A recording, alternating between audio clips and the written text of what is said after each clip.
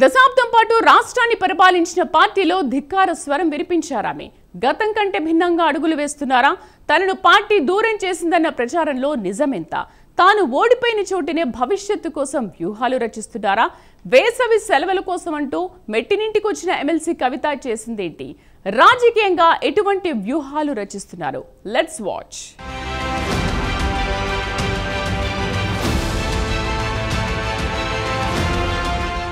కల్వకుంట్ల కవిత పరిచయం అక్కర్లేని పేరు. మాజీ సీఎం కేసీఆర్ కూతురుగానే కాకుండా జాగృతి సంస్థ ద్వారా ఎన్నో సాంస్కృతిక కార్యక్రమాలు, ఉద్యమాలు చేసి బతుకమ్మగా పేరుగాంచింది.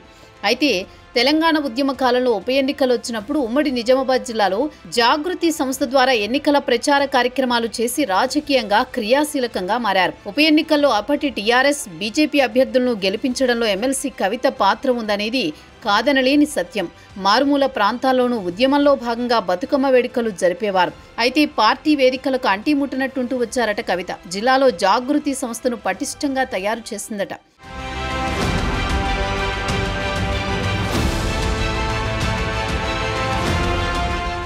అయితే తెలంగాణ రాష్ట్రం ఏర్పడిన తర్వాత వచ్చిన పార్లమెంట్ ఎన్నికలు 2014లో పోటీ చేసి తొలి ఎంపీగా గెలిచారు. అయితే ఉమ్మడి నిజామాబాద్ జిల్లాలో 9 నియోజకవర్గాలు ఉండగా అందులో అందరూ టీఆర్ఎస్ అభ్యర్థుల ఎమ్మెల్యేలుగా గెలిచారు. దీంతో రాష్ట్రంలో కూడా టీఆర్ఎస్ అధికారంలోకి వచ్చింది. అయితే అప్పటి నుండి జిల్లాలో జాగృతి కార్యక్రమాలు తగ్గిపోయాయట. సొంత పార్టీ ఎమ్మెల్యేలే జాగృతి సభ్యులను దూరం పెట్టారట. పార్టీలో కానీ ప్రభుత్వంలో కానీ పదవులు లేకుండా కట్టడి చేశారనే వాదనలున్నాయి. నియోజకవర్గాల్లో ఎమ్మెల్యేలు చెప్పిందే వేదం, ఫైనల్ అని పార్టీ అధినేత కేసీఆర్ చెప్పడంతో కవిత సైతం నిస్సహాయ స్థితిలోకి వెళ్లారట. అయితే ఇదే క్రమంలో ఎంపీగా పాలనా వ్యవహారాల్లో బిజీ కావడంతో జాగృతి సంస్థ ఉనికి నామమాత్రమే అయ్యింది.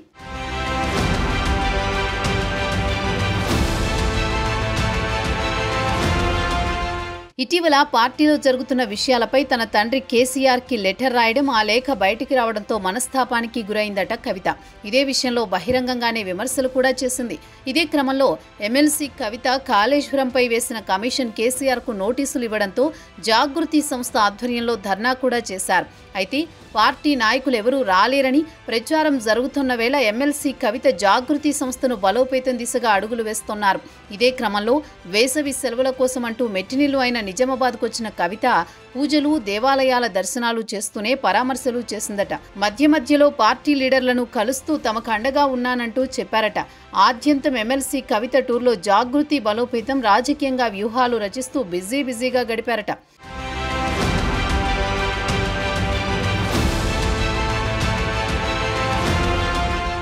ఎమ్మెల్సీ కవిత నిజామాబాద్ టూర్లో మాజీ ఎమ్మెల్యేలతో పాటు కీలక నేతలు దూరంగా ఉన్నా సరే పార్టీకి దూరంగా ఉన్న క్యాడర్ను జాగృతిలో క్రియాశీలకంగా పనిచేసిన వారిని చేరదీస్తున్నారని టాక్ నడుస్తోంది. అయితే ఎంపీగా తన ఓటమికి కారణమైన వారికి చెక్ పెట్టేందుకే ద్వితీయ శ్రేణి లీడర్లతో మాట్లాడుతున్నారట.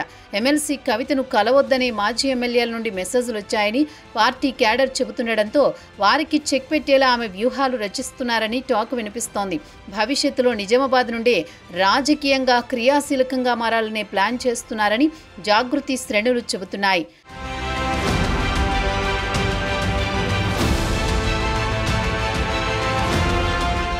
పార్టీ దూరం పెట్టడం కాదు, తానే పార్టీని దూరం అయిందని జాగృతిని బలోపేతం చేస్తూనే రాజకీయంగా ప్రస్థానం జిల్లా నుండి మొదలు పెట్టాలని ఎమ్మెల్సీ కవిత యోచిస్తున్నట్లు అభిప్రాయపడుతున్నారు రాజకీయ విశ్లేషకులు.